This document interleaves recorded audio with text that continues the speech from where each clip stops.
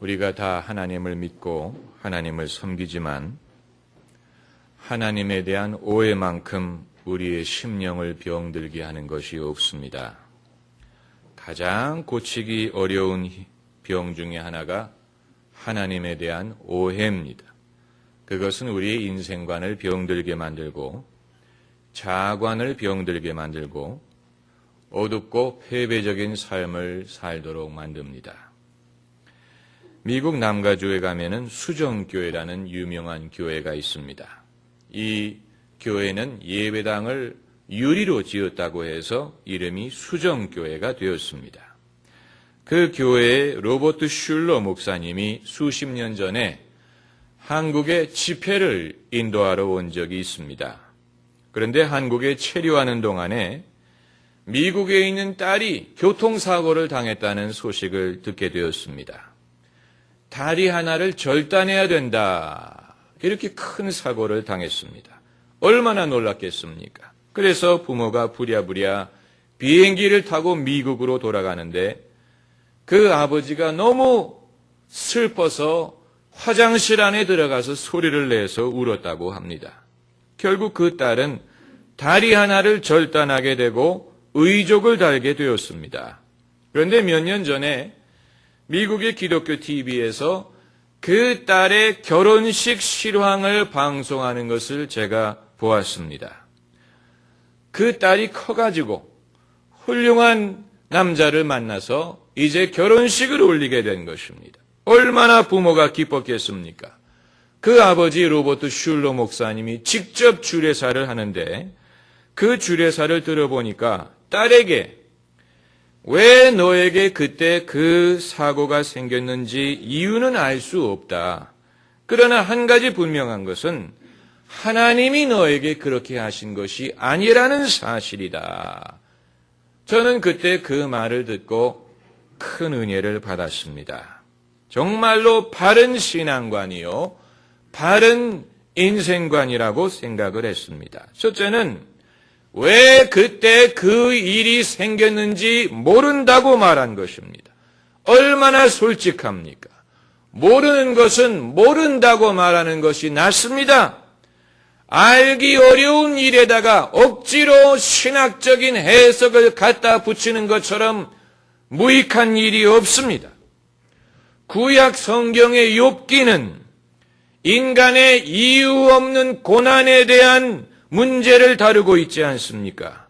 교회를 안 다니는 사람도 문학 작품으로서 욥기를 읽습니다. 그런데 욥기를 아무리 봐도 왜 욥에게 이런 고난이 닥쳤는지 이유를 설명하지 않습니다. 욥기 마지막 부분에 하나님이 나타나셔서 욥에게 직접 말씀하시지만 그러나 욥의 질문에 대해서 직접적으로 대답하시지 않습니다. 이것은 욥뿐만이 아니고 성경에 등장하는 모든 믿음의 사람들의 고난의 경험에 대한 기술을 보면 그 어디에도 그 고난의 직접적인 이유를 말하고 있지 않습니다. 다윗의 고난, 또 룻의 고난, 요셉의 고난, 이들의 고난의 이유를 설명하지 않습니다. 다만 성경이 말하는 것은 그들이 그런 고난을 겪었지만 결국은 다 잘 되더라는 것입니다. 그래서 그들이 당한 고난이 유익하더라는 것입니다. 다윗의 고백이 그것입니다. 내 고난이 나에게 유익이라. 그러나 유익인 것과 하나님이 그렇게 하신 것은 다른 것입니다. 믿음의 사람들에게는 모든 것이 합력하여 선을 이룹니다. 그것만큼은 성경이 분명히 말하고 있습니다. 그리고 두 번째는 하나님이 너에게 이렇게 하신 것이 아니라는 말씀. 정말로 맞습니다. 세상 사람들은 알지 못하는 일들에 대해서 너무 쉽게 말하는 경향이 있습니다. 너무 하나님이 이렇다 저렇다 이렇게 하셨다 저렇게 하셨다 알지 못할 일에 대해서 쉽게 결론을 내리는 것이 본인들을 경건하게 만들어주는 것도 아니고 본인들의 믿음을 도와주는 것도 아닙니다. 여러분, 성경을 우리가 유심히 보면은 대화 중에 하나님의 이름을 최초로 거명한 자가 누군지 아십니까? 뱀입니다. 뱀이 하와에게 하나님이 너더러 선악을 알게 하는 나무의 열매를 먹지 말라 하셨느냐? Did God say? 하면서 대화를 시작했습니다. 대화 중에 하나님의 이름을 거명했습니다. 그러나 그것은 하와를 오히려 혼동시키고 미혹시키고 하와로 하여금 하나님을 오해하게 만들고 죄를 범하게 만들었습니다.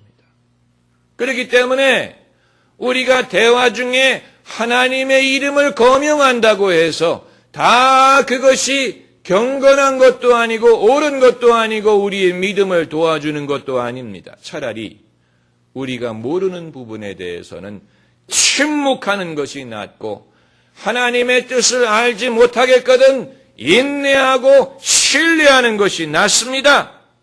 마귀가 예수님을 시험할 때 첫 마디가 당신이 하나님의 아들이거든 이렇게 시작하지 않습니까? 그러므로 우리는 모르는 일에 대해서는 모른다고 말하는 것이 좋고 아직 이루어지지 않는 일에 대해서는 기다리고 있습니다. 아직 기다리고 있습니다. 아직 믿고 있습니다. 이것이 옳습니다. 오래전에 제가 어느 교인을 병원에 신방하러 갔습니다. 이분이 병이 생겨서 수술을 받으셨는데 제가 병실에 들어가니까 그분의 첫 마디가 하나님이 저를 연단시키기 위해서 이렇게 하셨나 봐요. 겉으로는 경건하게 들리지만 귀에 거슬려요. 그래서 제가 즉시 대답했습니다. 아닙니다, 집사님. 하나님이 이렇게 하신 것이 아닙니다. 여러분, 모순적이지 않습니까?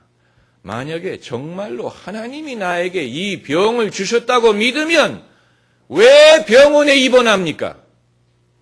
왜 수술을 받습니까? 왜 날려고 합니까? 하나님이 주신 병이라고 믿으면 그 병을 앓고 있어야지 왜 병을 고치려고 합니까? 병을 고치려고 하면서 입으로는 하나님이 나를 연단케 하려고 이렇게 하셨다. 이건 모순이에요. 예수님은 병자들을 고쳐주신 적은 있지만 건강한 사람 병들게 하신 적은 없습니다. 세브란스 병원의 입구에 크게 써놓기를 하나님의 사랑으로 인류를 병의 고통에서 구원한다. 맞는 얘기예요. 영국에 복음이 처음 증거됐을 때 영어에 아직 헬라어가 들어가지 않았을 때 Savior라는 말이 없었어요. 그래서 예수님을 그 고유 영국어로 뭐라고 번역해서 소개했느냐? 힐러. 힐러라는 말은 고치시는 분이다라는 뜻이에요. 예수님은 우리를 고치시는 분이, 우리를 구원하시는 분이요. 하나님은 좋으신 하나님이요. 우리에게 좋은 것을 주시는 하나님입니다. 예수님이 하나님에 대해서 계시하시기를 너희가 악할지라도 자식에게 좋은 것을 줄 줄 알거든 하물며 너희 천부께서 구하는 자에게 좋은 것으로 주시지 않겠느냐. 여기에서 예수님은 악한 인간과 선한 하나님을 비교하시면서 사람은 악하지만 그래도 아버지가 자기 자식에게는 좋은 것을 줄 줄 아는데 하물며 선하신 하나님께서 떡을 달라 하는 자에게 돌을 줄 리 없고 생선을 달라 하는 자에게 뱀을 줄 리가 없고 알을 달라 하는 자에게 전갈을 주실 리가 없습니다. 여기에서 뱀, 전갈, 돌이 상징하는 것은 악한 것이 마귀. 이런 것입니다. 하나님은 우리에게 선한 것을 주시기를 기뻐하시는 하나님입니다.